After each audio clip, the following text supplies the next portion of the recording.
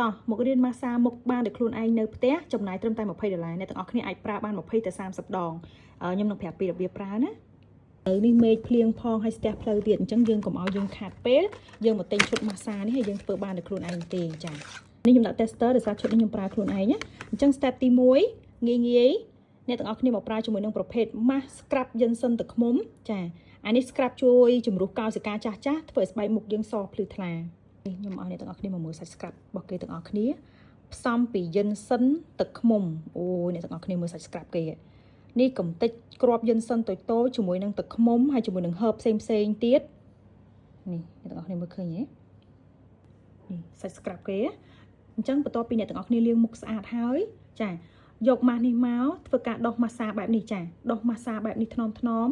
ហើយទុកនៅលើមុខចោលប្រហែល2ទៅ3នាទីចាំលាងទឹកចេញចាបន្ទាប់ពីលាងទឹកចេញហើយនេះខ្ញុំជូតតែម្ដងចាលឿនណាចាខ្ញុំជូតតែម្ដងនេះអ្នកទាំងអស់គ្នាជូតស្អាតសម្អាតបែបនេះហើយយើងប្រើជាមួយនឹងចូលដល់ step ទី2គឺយើងប្រើជាមួយនឹងប្រភេទ peel off មកចូលដល់ step ទី2អ្នកទាំងអស់គ្នាប្រើជាមួយនឹងប្រភេទ peel off នេះមកខ្ញុំលាងមុខជាមួយនឹង scrub នឹងស្ងួតខ្ញុំជូតស្ងួតអស់ហើយណាបន្ទាប់មកអ្នកទាំងអស់គ្នាប្រើជាមួយ peel off នេះទៅចាឥឡូវមក peel off នេះគឺមានតួនាទីជួយបឺតស្រូបជាតិពុលជាតិកខ្វក់តាមគល់រោមហើយនិយាយពីថាបកមកគឺឃើញស្បែកមុខភ្លឺថ្លាភ្លាមហ្មងអ្នកទាំងអស់គ្នានេះចានេះសាច់របស់គេនេះអាហ្នឹងយើងទុកលើមុខចោលប្រហែលជា20នាទីអីវាស្ងួតណាស្ងួតហើយអ្នកទាំងអស់គ្នាបកចេញមកគឺឃើញមុខថ្លាស្អាតភ្លាមតែម្ដងអញ្ចឹងបន្ទាប់ពីយើងប្រើជាមួយ peel off ហើយចុងក្រោយគេប្រើជាមួយនឹងប្រភេទនេះម៉ាស់អប់មុខ Johnson ចា